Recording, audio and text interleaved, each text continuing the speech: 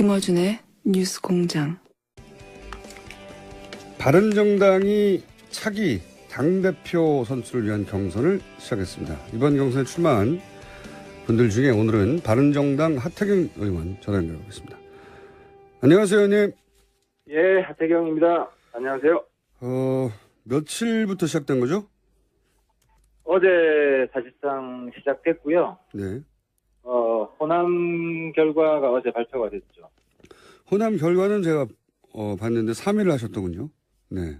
종합 3인데 예. 일단 책임당원에서는 제가 정우천 의원 빼면 네. 사실상 1등을 했기 때문에 상당히 제일 취약 지역이거든요, 호남이. 네. 예, 그런 면에서는 상당한 돌풍을 일으키고 있다. 자평을 합니다. 네, 자평하시는군요. 책임당원과 일반당원 투표에서 각각 정운천 의원은 호남 지역이 이제 베이스라 정운천 의원이 1등을 했고요. 보니까 예. 저도 결과표를 봤는데 종합으로는 이혜훈 의원이 2위를 하셨고 말씀하신 책임당원에서는 하태경 의원이 2위를 하셨네요. 네. 예, 그렇습니다. 마지막 여론조사는 마지막에 하는 거죠? 그렇습니다. 마지막 날 합니다. 네.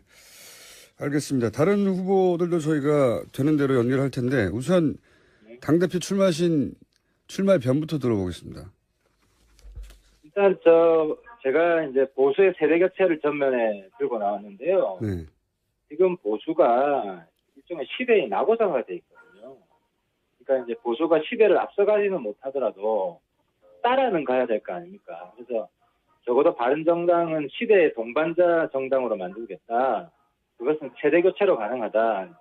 너무 낡았다. 기존 보수, 특히 홍 지사 같은 경우는 아직도 청와대 보고 주사파 정권이라고 하지 않습니까? 홍준표 전 지사 말씀하시는 겁니까? 예, 예. 거의 홍준표 전 지사. 거의 아직도 빨갱이 당사하던 그런 지금 전략을 그대로 쓰고 있는데 이게 국민한테 통하는 게 아니잖아요. 이게 다 끝난 것이고. 그래서 심지어 저한테 파리채까지 보내는 분이 있어요. 파리채요? 제가 홍준표가 신보수면 제가 파리가 세다 이렇게 비판했더니만 낡은 보수를 제가 파리에 비유를 한 거죠. 그러니까 파리채까지 보내주시면서 낡은 보수 좀 때려잡아달라. 예. 응원들이 지금 폭주하고 있습니다. 의원님 지금 외부인가 봅니다.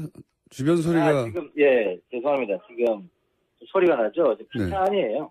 예. 기차요? 기차 아닙니다. 죄송합니다. 기차 아니시라고요? 예. 예, 이게 지금 어디 역에 도착하고 있는데 약간 지금 음악 소리가 좀 나오고 있네요. 알겠습니다. 자유한국당은 시대 낙후됐다 이렇게 말씀하셨는데 그러면 바른정당은 현재 문제가 없습니까? 바른정당도 지금 저한테 저를 응원하는 많은 사람들이 탄핵한 거 빼고 한국당이랑 다른 게 뭐가 있냐. 네. 바른정당 지지하고 싶은데 좀 한국당하고 다른 지지율을 보여달라. 네. 참 제가 요즘 난감합니다. 그래서 제가 더더욱 나왔습니다. 한국당과 네. 바른정당이 다르다. 이걸 가장 잘 보여줄 수 있는 사람이 하태경 아니냐. 그게 왜 그렇습니까? 그러니까 지금 말씀하셨으니까 제가 여쭤볼 수밖에 없는데 지금 바른정당의 정운천 의원 그리고 이혜훈 의원, 지상욱 의원, 김영우 의원 이렇게 5분이 출마하셨고 여기서 한 분이 대표가 되고 3명이 최고위원이 되니까 탈락은 1명이네요. 네. 그렇습니다. 그런데 다른 분들에 비해서 본인의 비교 우위가 어디에 있는 겁니까? 일단은 가장 젊은 후보죠, 제가. 얼굴은 동안은 아니지만. 김어준 총수도 아마 저랑 나이 같죠? 그렇습니다. 믿을 사람이 있을지 모르겠지만. 네. 근데 더 중요한 것은 예. 제가 이번에 이제 야당의 개념 논쟁을 들고 나왔습니다. 제가 볼 때 기존의 야당은 마이너스 야당이에요.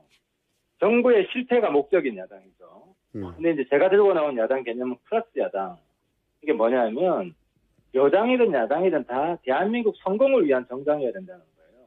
네. 근데 과거 야당은 어땠냐면은 마이너스 야당이라는 거는 정부가 잘하는 것은 맞고 못하는 것은 장려하는 하는 게 전략이에요. 왜냐하면 그래야 정부가 빨리 실패를 하니까. 네. 근데 플러스 야당은 정부가 잘하는 건 도와주고 못하는 거는 견제하고 개선해서 어쨌든 우리나라 국가는 성공하게 만든다. 이게 플러스 야당이죠. 그런 개념은 이해했습니다만 그게 다른 후보들과의 차별점입니까?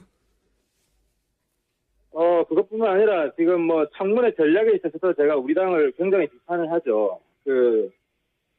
선택과 집중을 못했다. 전부 다 지금 한국당처럼 무조건 반대만 하잖아요. 그런 이미지입니다, 실제. 예, 그런 이미지죠. 그러니까 예를 들어서 제가 김상조나 이낙연 총리, 강경화 후보자 같은 경우는 밀어줘야 된다, 도와줘야 된다. 네. 그리고 안경환 같은 경우에는 이건 사생결단에서 막아야 된다. 적어도 이런 전략으로 갔으면 지금은 이제 야당이 반대하면 항상 반대하니까 또 반대하네 이러지 누가 더 강약 조절이 안 되는 거거든요. 정말 심각하게 문제가 있는 사람도 이번에 만약에 저는 그래요. 청와대가 안경환 끝까지 밀어붙였으면요. 국민들은 안경환이 다른 후보에 대해서 문제점이 많긴 하지만 그래도 50% 이상은 청와대 지지로 갔을 거라고 봐요. 그래서 어쨌든 뭐 청와대가 조기에 수습을 해서 다행이긴 한데 야당이 잘해서 안경환이 물러난 건 아니다. 저는 그렇게 봅니다. 근데 그 말씀하시니까 제가 궁금해지는 게 개별 인터뷰를 바른정당 의원님들도 해보면 예를 들어서 강경화 후보는 절대 안 된다는 사람보다는 임명해서 얻는 이득이 더 크다. 의원님 말씀처럼. 그런데 왜 바른정당 공식 입장을 항상 절대 반대로 나오는 거죠? 공식 입장이라기보다 지도부 입장이죠. 지도부요? 당론이라기보다. 우리는 이제 당론은 채택하지 않고 만약에 표결에 들어가면 이제 소신투표 하기로 했는데 사실 뭐 비공개 우리끼리 내부에서 회의를 하면 경론을 벌입니다. 경론을 벌이는데 제가 당 대표가 되면 우리 당 체질 완전히 바뀔 겁니다. 그러니까 지금 말씀은 현 지도부가 강경 입장이라 바른정당 전체가 강경 반대 입장처럼 보이고 그게 전략적으로 매우 잘못됐기 때문에 내가 당 대표가 돼서 선별적으로 플러스 정당이 되는 바른정당을 만들겠다. 이런 말씀이시네요? 네, 그렇습니다. 그렇군요.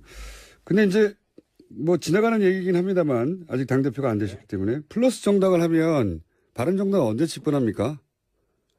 항상 여당이 잘 되도록 도와주면? 국민들 수준이 높아가지고요. 요즘 정치 박사입니다. 야당이 무조건 묻지마 반대하면 야당 지지를 안 오르고요. 반대할 땐 반대하고 찬성할 땐 찬성하고 절도 있게 하면 저는 틀림없이 오를 거라고 봅니다. 야당이 다들 지금 찌질하게 보니까 야당 지지율 다 합해봐야 20%도 안 되잖아요. 지금 20% 정도 됩니까? 그러니까 대통령 지지율이 거의 80%잖아요. 그래서 80% 대통령을 지지하는 90% 민심을 우리가 얻지 않으면 우리 지지율 어떻게 올라가겠어요? 야당의 전략이 과거처럼 대통령 실패하게 만드는 전략으로 가면 저는 야당 집권 가능성은 없다고 생각합니다. 그렇군요. 그래서 협조할 건 협조해주고 가치가 확연히 다른 부분만 대치를 해야지 그것이 올바른 전략인데 지금 지도부로는 안 된다. 이런 말씀이신 것 같고. 예. 근데 그런 전략을 예를 들어서 이해운 의원도 그런 전략을 구사할 것만 같은데 저희 방송에 자주 나오셔서 얘기를 들어보면 이해운 의원에 비해 본인의 경쟁력은 어디에 있습니까? 일단 문재인 정부를 너무 잘 알고요. 사실 제가 과거 민주화운동 출신인데 이제 그분들하고 갈라선 거는 통진당하고 북한 인권 입장이 달랐기 때문에 19대에서 갈라섰죠. 근데 이제 그분들을 내가 잘 알아서 아주 슬기롭게 협치할 건 하고 견제할 건 견제할 수 있다. 이거 하나가 있고 또 하나는 홍준표 전 지사 지금 한국당 당대표가 될 가능성이 높은데 홍준표 지사를 되치게 할 정도의 맷집과 뒷심 있는 사람. 전투력 못지않지만 유승민의 품격도 아울러 가지고 있다. 좋은 거 다 하시는군요. 예. 홍준표, 유승민 한 중간 정도 되는 이미지 아닙니까? 네, 그거는 바른정당의 책임 당원들과 일반 당원들이 결정하는 일이겠죠. 근데 여기 보니까 홍준표의 전투력과 유승민의 품격을 제가 변증법적으로 등화시켜서 새로운 리더십을 만들어 보겠습니다. 네. 좋은 거는 전부 다 나다. 이런 얘기인 것 같은데. 그러면 이건 어떻습니까? 네? 현재 바른정당에서는 인사 문제, 지금 인사 정국이니까요. 인사 문제를 곧이어 있을 추경 문제하고 연계해서 전력을 구사하자 이런 얘기도 있던데 여기에 대한 입장은 어떠십니까? 저는 추경이랑 연계하는 거 반대하고요. 예. 추경 들어가야 된다고 생각합니다. 근데 추경에서 지금 가장 큰 문제가 되는 게 그 공무원 일자리 예산인데 저는 이제 조건부 협상을 했으면 좋겠다. 그 조건이 뭐냐면 지금 공무원 예산 가장 큰 게 해가 지날수록 예산 부담이 천문학적으로 커진다는 거거든요. 네. 그래서 신규 채용 공무원에 대해서는 그 호봉제, 그러니까 연공 서열. 지금 공무원이 가장 큰 문제가 되는 게 그 일 안 해도 세월만 지나면 월급이 올라가잖아요. 네. 그래서 그 능력에 따라서 공무원 임금도 주는 그런 방식으로 능력제로 개편해야 된다. 그러면은 이번에 공무원 개혁, 제도 개혁의 단초를 깔 수 있는 거죠. 그럼 우리나라 공무원 제도가 굉장히 건강해질 것이다. 뭐 추경의 논의는 당연히 들어가야 되고 그리고 인사 문제 연계하지 말아야 하지만 나는 이런 지점은 문제다. 이런 입장이신 거군요. 이네요. 예, 네. 그렇습니다. 이거 어떻습니까? 이거 안경환 그 내정자 결국 사퇴를 했고 이제 이어서 야당에서는 조국 민정수석도 사퇴하고 책임져라 이야기 나오는데 책임 문제까지는 모르겠습니다만 어쨌든 검증의 책임자니까. 근데 사퇴까지 해야 됩니까? 아니 그건 뭐 좀 심하다고 보고요. 근데 조국 수석이 만약에 뭐 한 사람 낙마했다고 민정수석 사퇴하면 민정수석 남아있는 사람이 있겠습니까? 그건 과도한데 조국 수석의 좀 정치력이 좀 아쉬운 면이 있어요. 예를 들어 지금 청문회가 꼬이는 게 5대 인사원칙 네. 여기에 대한 합리적 대안이 마련되지 못해가지고 지금 청와대하고 야당들이 서로 지금 계속해서 소모적인 싸움을 하고 있는데 이런 거를 좀 민정수석이 이 야당들하고 조율을 해서 합리적 대안을 만들고 이러면 국민들이 굉장히 박수 칠 것 같은데 지금 뭐 강대강 대결이 물론 야당도 책임이 있지만 특히 대통령이 뭐 청문회는 참고 자료에 불과하다 뭐 이런 입장 아닙니까? 이게 뭐 법리적으로 맞을지라도 정치적으로는 뭐 국회 인정 안 하겠다 뭐 이런 거기 때문에 상당히 부적절한 말인데 이런 좀 정무적으로 매끄럽지 못한 청와대에서 이야기가 나오는 데 있어서 조국 수석이 뭐 하냐 도대체 뭐 이런 좀 안타까움이 있어요.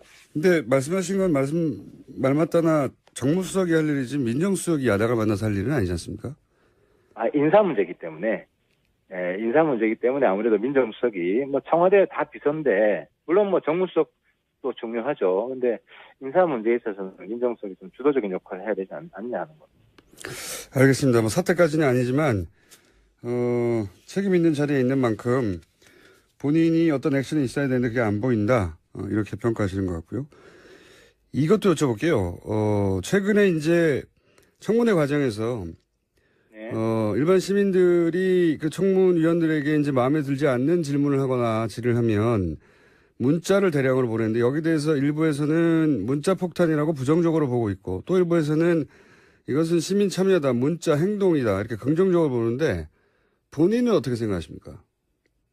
그거 제가 뭐 밝혔는데 네. 조금만 참으면 네. 그 악몽은 끝나고 그 행복이 찾아옵니다. 그게 무슨 얘기입니까? 번호가 알려서 문자 폭탄이 오잖아요. 네. 정치인들 입장에서는 조금만 기다리면 그 다음부터는 그게 제보라든지 여러 가지 좋은 정보가 오기도 하기 때문에 저는 문자 폭탄이 온다고 해서 보통 전화번호를 바꾸는데 전화번호 바꾸지 마시라. 제 경험으로 볼 때. 근데 이제 단 정치인 말고 뭐 재판관이나 판사들 특히 또 언론인들 여기에 대해서 뭐 가족들을 협박한다든지 이런 일도 벌어지잖아요. 뭐 문자로도 그렇고. 일부는 이런 경우는 좀 네.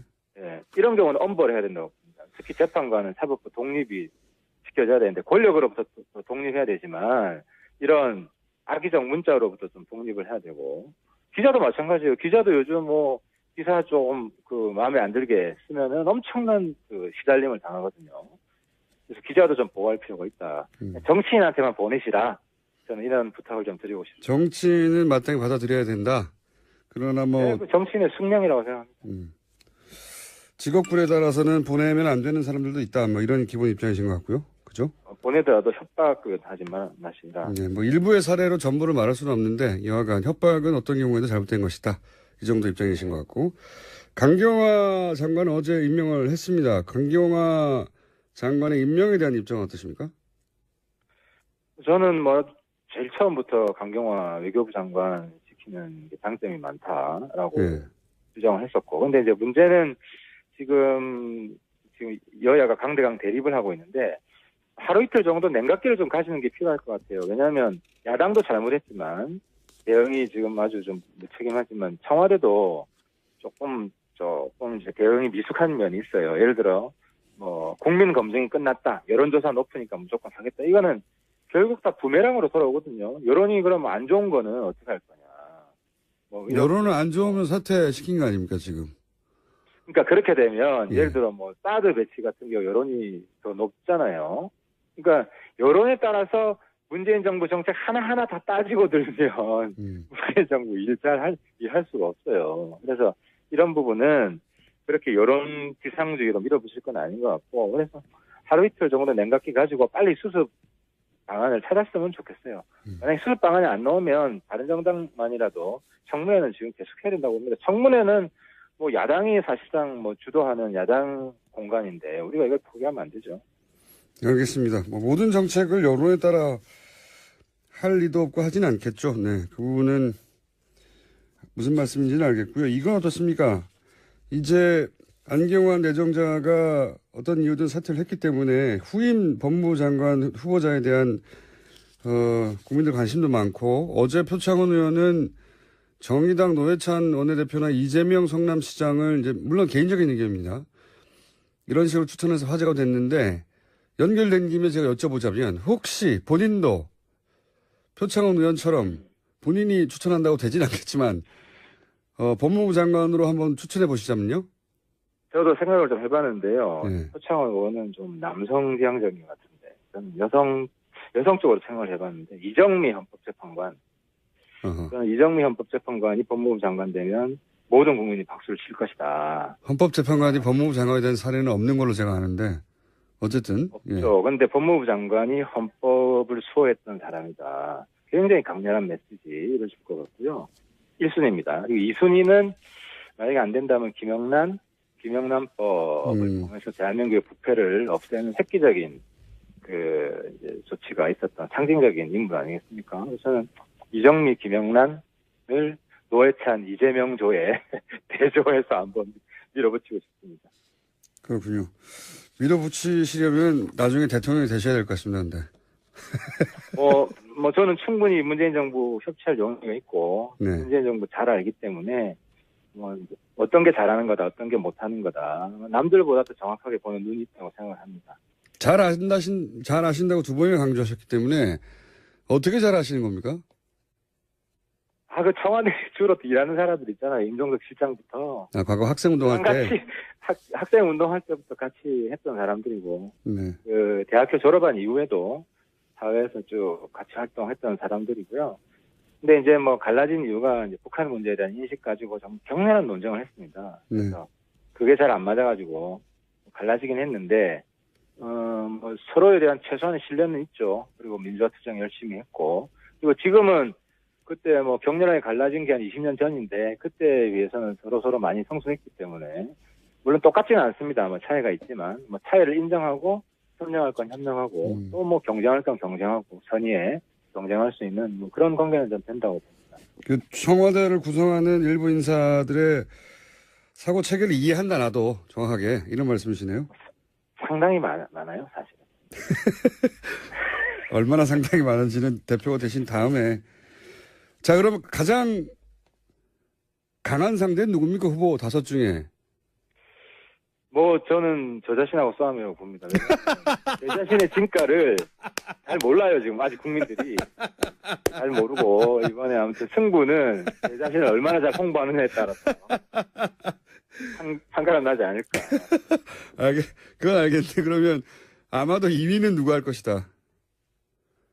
2위 말입니까? 예. 그러니까 본인이 가장 강하기 때문에 누구랑 경쟁하느냐는 질문은 지금 되치셨고, 그럼 2위는 누가 합니까? 나 다음은 이 정도 될 거다.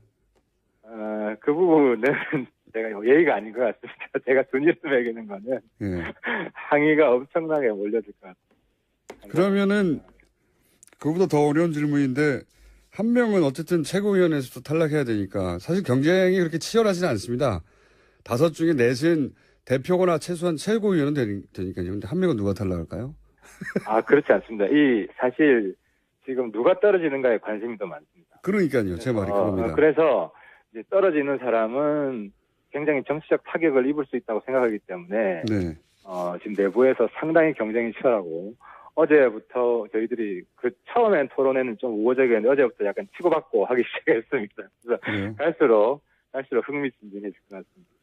의원님의 전략 지역이 있습니까, 혹시? 마지막 질문인데. 전략 지역. 네.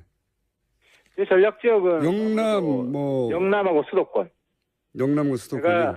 왜냐하면 이제 수도권에서는 제가 이제 구글 트렌드로 이 데이터를 쭉 조사를 해보면 인지도 부분에 있어서 거의 1등입니다. 그리고 또 온라인 소통도 부정적 인지도 아닐까요, 혹시? 호감도 굉장히 올라갔잖아요. 지난번에 이제 선물 폭탄. 요즘 선물 폭탄이 많이 옵니다. 알겠습니다. 문자 폭탄보다 뭐 그런 부분들이 좀 이렇게 인식이 바뀐 부분을 반영하는 것 같습니다. 오늘 여기까지 듣겠고요. 네. 당대표 되시면 저희가 스튜디오 초대하겠습니다. 오늘 말씀 감사합니다. 예, 감사합니다. 네. 지금까지 바른정당의 하태경 의원이었습니다.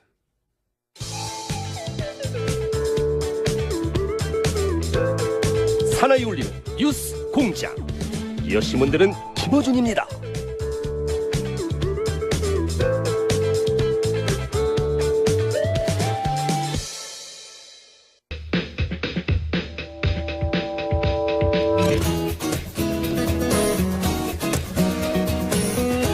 사단법인 인문결 연구소장. 안녕하십니까? 네, 안녕하십니까? 오늘 정확하게 소개를 드렸습니다.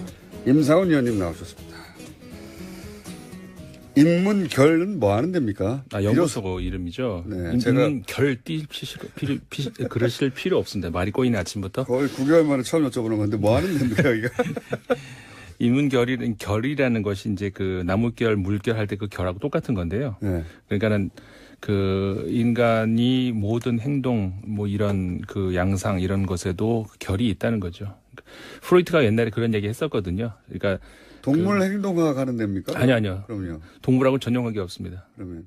그러니까 그 행위의 인문학적 어떤. 아니요. 거꾸로. 흔히 우리가 인문학적 접근을 한다고 하면서 그 동물하고 별 차이 없는 그런 것들을 접근을 해 들어가는데 그런 게 아니고, 예를 들어서 우리가 뇌 연구를 하더라도 언어 뭐 이런 것들도 뇌에서 이루어지지 않습니까? 근데 그런 거에 대해서는 전혀 연구가 없고, 뇌 연구한다고 하면은 그 동물하고 별로 비슷한 그런 행태에만 연구가 많이 되는데, 근데 그런 것이 아닌 인간에게만 일어나는 그런 행위들이 뇌에서 어떻게 일어나는 거지, 이런 거를 연구하는 데죠. 뇌과학 하는 데입니까? 뇌과학도 포함이 됩니다. 뭐 하는지 설명을 잘 모르겠는데 어쨌든. 네, 긴 설명이 필요한데 다음에 또 다시 설명드릴게요. 또. 알겠습니다.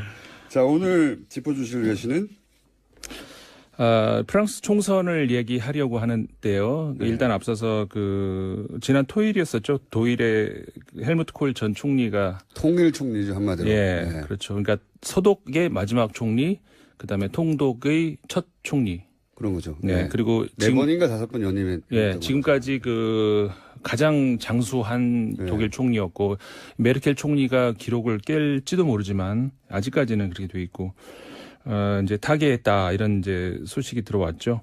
이제 그 뉴스를 보면서 이제 독일의 통일 생각을 좀 해봤어요. 우리나라 아무래도 가장 관심이 가는 분야이기도 하고 하니까. 근데 당시에 독일이 통일이 갑자기 이루어졌잖아요. 갑자기 이뤘습니다, 정말. 네. 그래서 정말 그 정치인들도 미처 그렇게 빨리 통일이 될 거라는 예상을 못하는 상태에서, 다만 그때 이제 그 콜 총리의 뭐라고 할까요? 그 업적이랄까, 정치적인 감각, 굉장히 그 정치적 감각이 뛰어난 그런 정치인인데, 당시로서는 그 상상하지 할 수 없었던 어떤 그런 맥락에서 독일 통일을 어느 정도 준비를 그래도 짧은 시간 안에 잘 치러냈다. 그런 총리. 그래서 총리를 연임하게 되죠. 그래서 이제 통일이 된 뒤에도 바로 압도적인 스코어로 연임을 하게 되는 거죠.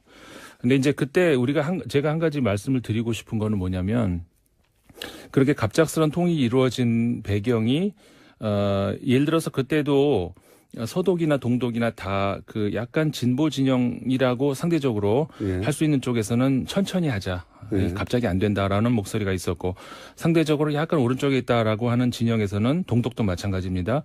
그쪽에서는 아니다 당장 하자. 예. 지금 당장 그냥 그 합병하고 통일을 해버리자라는 그런 그 약간의 대립이 있었는데 오른쪽 소리가 훨씬 컸어요. 예. 그래서 갑자기 통일이 된 거죠. 한마디로 말하면은 흡수 통일이라고 예. 할 수가 있는 건데 그 이후에 독일이 겪었던 그 고통은 우리가 너무나 잘 알고 있죠. 경제적 고통부터 시작해가지고. 예. 네. 그리고 또 저도 동독에서 그때 당시 그 배낭여행을 제가 많이 하던 때라 네. 통일된 이후에 특히 동독 출신들이 그 저임금 노동 그런 일밖에 구할 수가 없었고 네. 그리고 사회적으로도 이제 하층민 취급을 받았고 사실은 대단히 교육을 잘 받은 고학력자들도 2등 국민 취급을 받았다. 그 네. 시간이 굉장히 길었다고 해요. 예. 맞습니다. 예. 그래서 그 당시에 독일의 통일 과정을 우리가 이제 다시 들여다 본다면 그 당시 그리고 독일의 동독과 서독의 그 경제적 격차, 그다음에 지금 우리 남한과 북한의 경제적 격차, 이건 비교할 수가 없잖아요. 그렇죠. 그럼에도 불구하고 독일이 그렇게 시달렸었고 그런 경제적인 문제. 그다음에 또 하나가 뭐가 있었냐면은 물론 이거는 꼭 선악의 문제 어느 쪽이 더 낫다는 뭐 그런 문제는 아니지만 그 국경 문제가 또 하나 있었어요. 동독이 그러니까 독일 전체로 봤을 때는 20세기, 섬처럼 떠 있었죠. 예. 그렇죠. 20세기 역사에서 주변 국가들하고 약간의 그 국경 갈등이 있었거든요. 예를 들어서 네. 폴란드하고나 그러니까 어느 쪽이 더 정당성을 가지고 있다 이 문제를 제가 말하고자 하는 건 아니고 다만 통일이 되는 과정에서 주변 국가들이 또 얼마나 우리가 한 국가가 통일된다 그러면 주변 국가들이 싫어하잖아요. 네. 우리나라도 싫어하는 나라 희한하게 멀리 있는 나라는 좋아하고요. 가까이 있는 나라는 싫어해요. 그렇죠. 우리나라도 그렇잖아요. 예. 뭐 굳이 말을 안 해도 우리나라 통일되면 어느 나라가 싫어할지 일본이 다 싫어하고요. 그리고 위쪽에도 싫어하고요. 예. 중국도 이렇게 갈라져 있는 게 좋아하는 것 같고 네, 미국도 마찬가지예요. 사실은. 그러니까 예. 독일 같은 경우도 그랬었단 말이죠. 통일된다고 하니까 프랑스 싫어하고 폴란드 싫어하고 주변 국가들이 다 싫어했어요.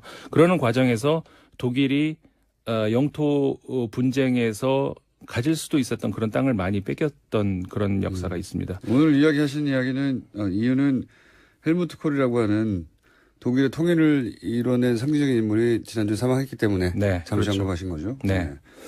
이 주제는 워낙 큰 주제라 통일에 관한 거는 다음에 한번 다루기로 하고. 네.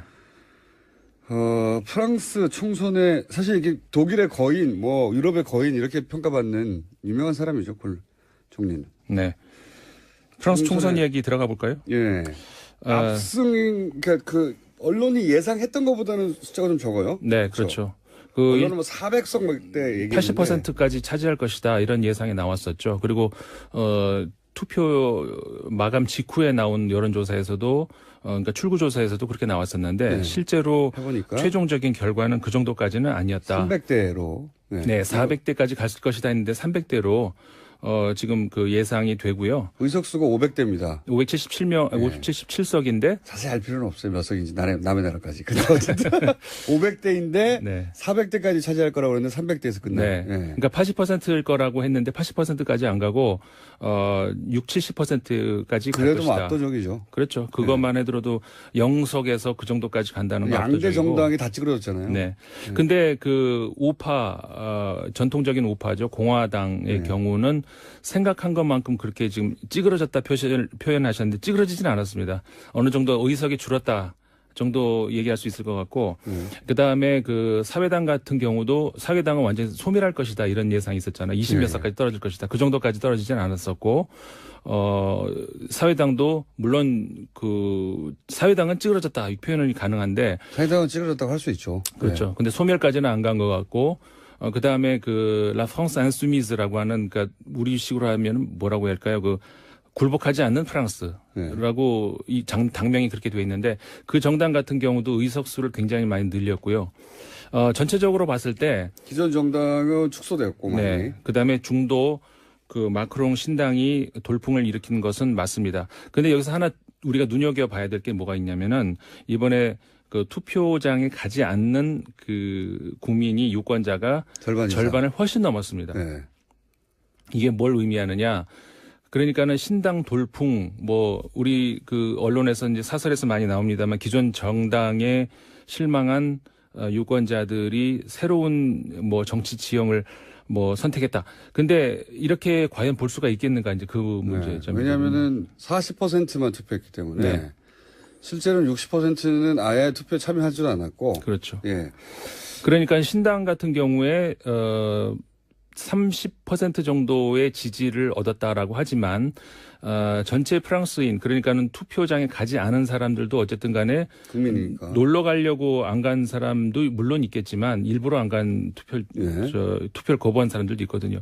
다시 말해서 한 15%가 안 되는 정도의 프랑스인들이 신당을 지지했다는 거거든요. 15%로 지금 15%의 지지로 프랑스 정권과 정국을 다 잡은 거예요. 그렇죠. 그러니까 어떤 의미에서 그냥 비정상적인 거죠. 그렇죠. 예. 여기서 이제 우리가 문제점을 볼 수가 있다는 거거든요.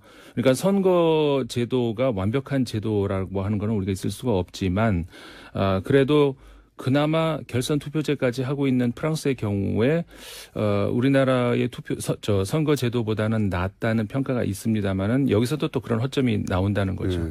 15%도 안 되는 지지율을 가지고 우리가 압승이라고 표현할 수 있는 70%가량의 의석을 차지한다. 이거는 좀 문제가 있지 않는가. 85%의 국민이 지지하지 않는 정당인 겁니다, 현재. 그렇죠. 예,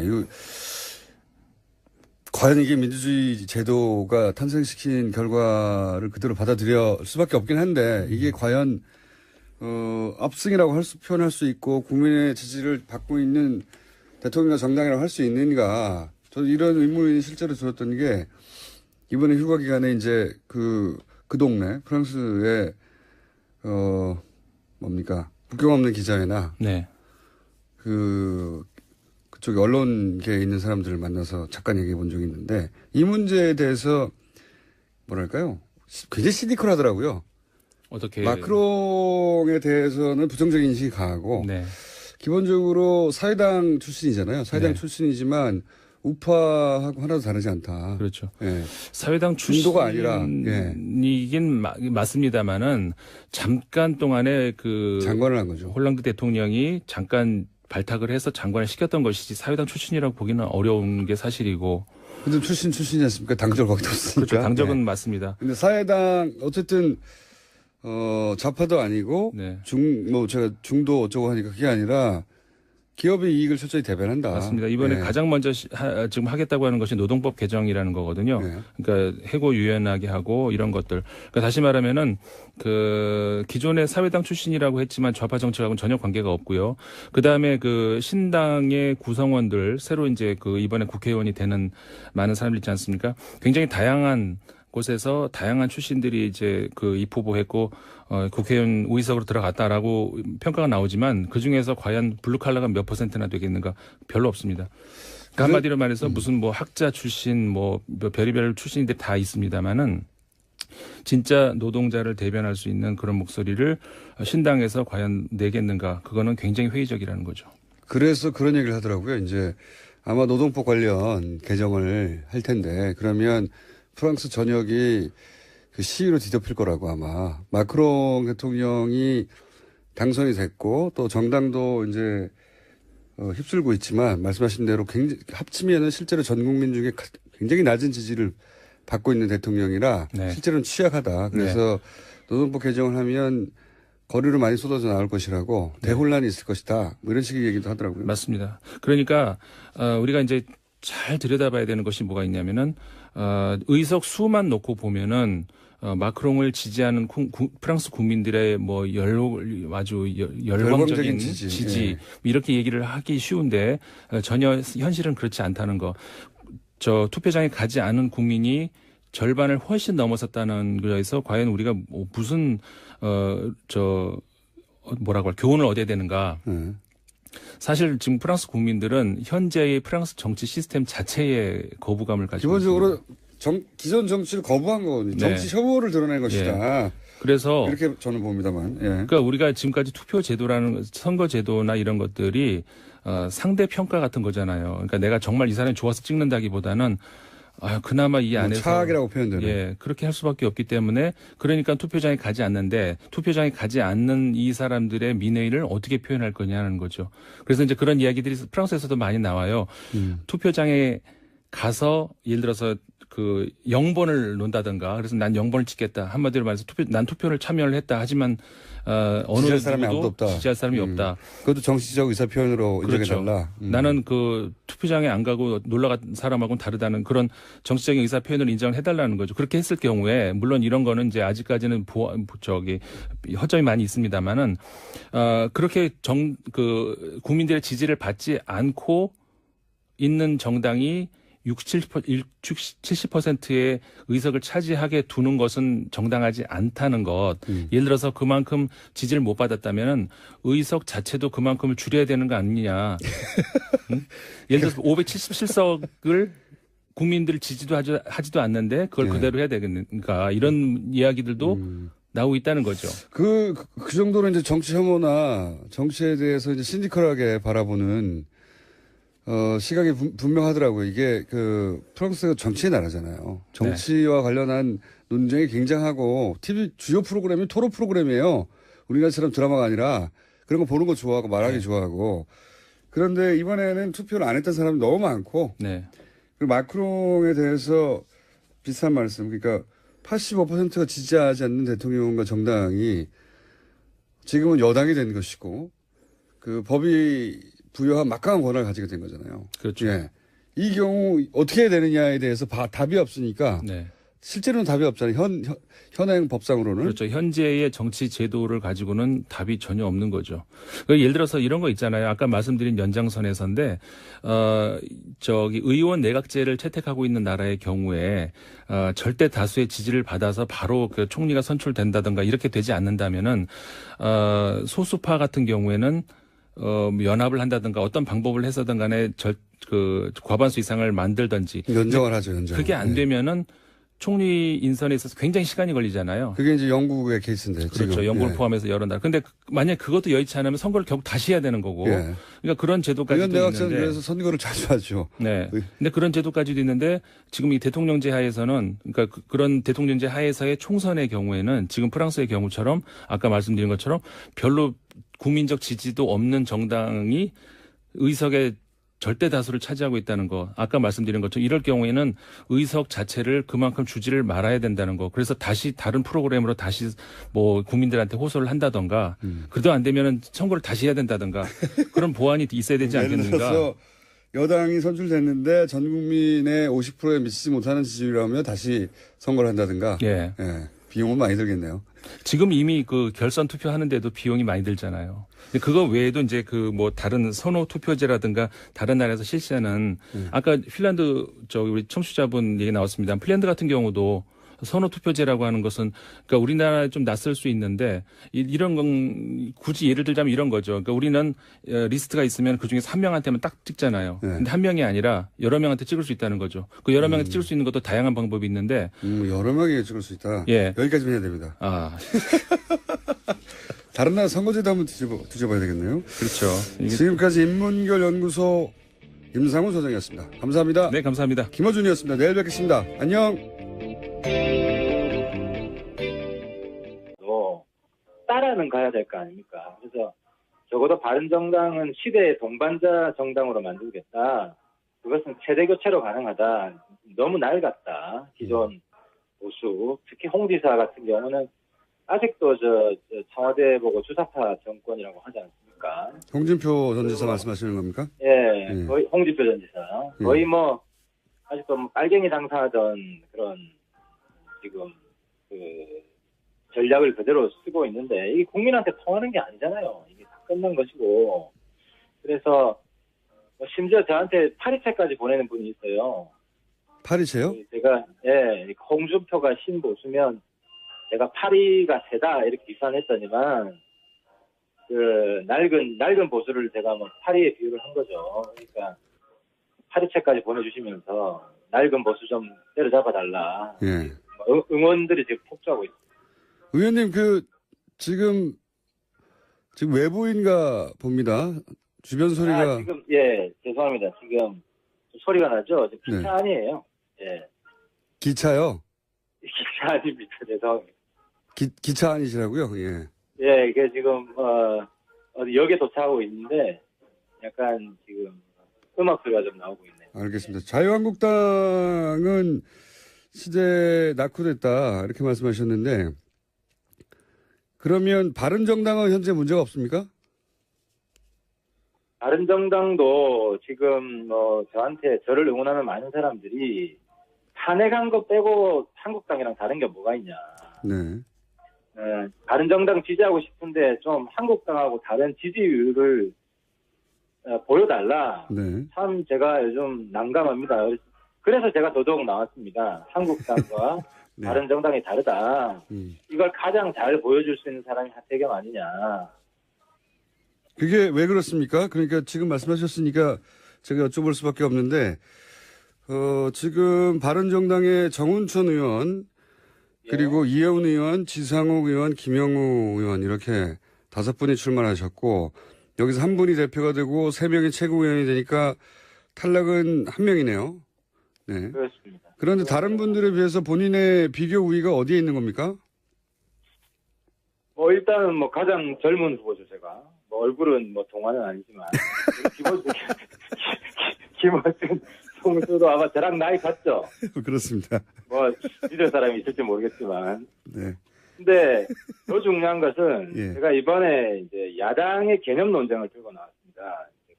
제가 볼 때 기존의 야당은 마이너스 야당이에요. 정부의 실패가 목적인 야당이죠. 근데 이제 제가 들고 나온 야당 개념은 플러스 야당. 이게 뭐냐면 여당이든 야당이든 다 대한민국 성공을 위한 정당이어야 된다는 거예요. 네. 근데 과거 야당은 어땠냐면은 마이너스 야당이라는 거는 정부가 잘하는 것은 맞고 못하는 것은 장려하는 게 전략이에요. 왜냐하면 그래야 정부가 빨리 실패를 하니까. 네. 근데 플러스 야당은 정부가 잘하는 건 도와주고 못하는 거는 견제하고 개선해서 어쨌든 우리나라 국가는 성공하게 만든다. 이게 플러스 야당이죠. 그런 개념은 이해했습니다만 그게 다른 후보들과의 차별점입니까? 그것뿐만 아니라 지금 청문회 전략에 있어서도 제가 우리 당을 굉장히 비판을 하죠. 선택과 집중을 못했다. 전부 다 지금 한국당처럼 무조건 반대는. 플러스 정당을 하면 바른정당은 언제 집권합니까? 항상 여당이 잘 되도록 도와주면? 국민들 수준이 높아가지고요. 요즘 정치 박사입니다. 야당이 무조건 묻지마 반대하면 야당 지지를 안 오고요. 반대할 땐 반대하고 찬성할 땐 찬성하고 절도 있게 하면 저는 틀림없이 오를 거라고 봅니다. 야당이 다들 지금 찌질하게 보니까 야당 지지율 다 합해봐야 20%도 안 되잖아요. 지금 20% 정도 됩니까? 그러니까 대통령 지지율이 거의 80%잖아요. 예. 그래서 80% 대통령을 지지하는 80, 90% 민심을 우리가 얻지 않으면 우리 지지율 어떻게 올라가겠어요? 야당의 전략이 과거처럼 대통령 실패하게 만드는 전략으로 가면 저는 야당 집권 가능성은 없다고 생각합니다. 그렇군요. 그래서 협조할 건 협조해주고 가치가 확연히 다른 부분만 대치를 해야지 그것이 올바른 전략인데 지금 지도부로는 안 된다 이런 말씀이신 것 같고. 예. 근데 그런 전략을 예를 들어서 이혜훈 의원도 그런 전략을 구사할 것만 같은데 저희 방송에 자주 나오셔서 얘기를 들어보면 이혜훈 의원에 비해 본인의 경쟁력은 어디에 있습니까? 일단 문재인 정부를 너무 잘 알고요. 사실 제가 과거 민주화운동 출신인데 이제 그분들하고 갈라선 거는 통진당하고 북한 인권 입장이 달랐기 때문에 19대에서 갈라섰죠. 근데 이제 그분들을 내가 잘 알아서 아주 슬기롭게 협치할 건 하고 견제할 건 견제할 수 있다. 이거 하나가 있고 또 하나는 홍준표 전 지사 지금 한국당 당대표가 될 가능성이 높은데 홍준표 지사를 되치게 할 정도의 맷집과 뒷심 있는 사람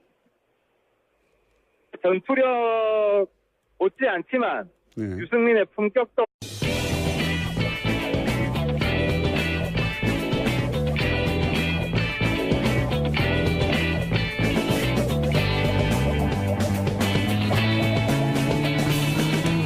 김어준의 뉴스 공장.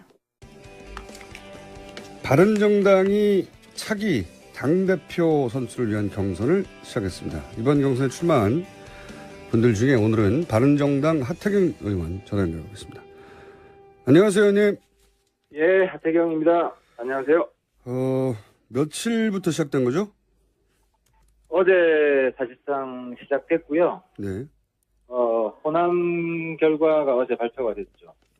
호남 결과는 제가 봤는데 3위를 하셨더군요. 네. 종합 3인데 예. 일단 책임당원에서는 제가 정우천 의원 빼면 네. 사실상 1등을 했기 때문에 상당히 제일 취약 지역이거든요, 호남이. 네. 네, 그런 면에서는 상당한 돌풍을 일으키고 있다. 자평을 합니다. 네. 자평하시는군요. 책임당원과 일반당원 투표에서 각각 정운천 의원은 호남 지역이 이제 베이스라 정운천 의원이 1등을 했고요. 보니까 예. 저도 결과표를 봤는데 종합으로는 이혜훈 의원이 2위를 하셨고 말씀하신 책임당원에서는 하태경 의원이 2위를 하셨네요. 네. 예, 그렇습니다. 마지막 여론조사는 마지막에 하는 거죠? 그렇습니다. 마지막 날 합니다. 네. 알겠습니다. 다른 후보들도 저희가 되는 대로 연결할 텐데 우선 당대표 출마의 변부터 들어보겠습니다. 일단 제가 이제 보수의 세대 교체를 전면에 들고 나왔는데요. 네. 지금 보수가 일종의 시대의 낙오자가 돼 있거든요. 그러니까 이제 보수가 시대를 앞서가지는 못하더라도 하잖아요. 그런 이미지입니다, 실제. 예, 그런 이미지죠. 그러니까 예를 들어서 제가 김상조나 이낙연 총리, 강경화 후보자 같은 경우는 밀어줘야 됩니다. 도와줘야 된다. 네. 그리고 안경환 같은 경우에는 이건 사생결단에서 막아야 된다. 적어도 이런 전략으로 갔으면 지금은 이제 야당이 반대하면 항상 반대하니까 또 반대하네 이러지 누가 예. 더 강약 조절이 안 되는 거거든요. 정말 심각하게 문제가 있는 사람도 이번에 만약에 저는 그래요. 청와대가 안경환 끝까지 밀어붙였으면요. 국민들은 안경환이 다른 후보에 대해서 문제점이 많긴 하지만 그래도 50% 이상은 청와대 지지로 갔을 거라고 봐요. 그래서 어쨌든 청와대가 조기에 수습을 해서 다행이긴 한데 야당이 잘해서 안경환이 물러난 건 아니다. 저는 그렇게 봅니다. 근데 그 말씀하시니까 제가 궁금해지는 게 개별 인터뷰를 바른정당 의원님들도 해보면 네. 예를 들어서 강경화 후보는 절대 안 된다는 사람보다는 임명해서 얻는 이득이 더 크다. 의원님 말씀처럼. 네. 그런데 왜 바른정당 공식 입장을 항상 절대 반대로 나오는 거죠? 공식 입장이라기보다 지도부 입장이죠. 지도부요? 당론이라기보다. 예, 우리는 이제 당론은 채택하지 않고 만약에 표결에 들어가면 이제 소신투표 하기로 했는데 예. 사실 비공개 우리끼리 내부에서 회의를 하면 경론을 벌입니다. 경론을 벌이는데 제가 당 대표가 되면 우리 당 체질 완전히 바뀔 겁니다. 그러니까 지금 말씀은 현 지도부가 강경 입장이라 바른정당 전체가 강경 반대 입장처럼 보이고 그게 전략적으로 매우 잘못됐기 때문에 내가 당 대표가 돼서 선별적으로 플러스 정당이 되는 바른정당을 만들겠다. 이런 말씀이시네요. 네, 그렇습니다. 그렇군요. 근데 이제 지나가는 얘기긴 합니다만 아직 당 대표가 안 되셨기 때문에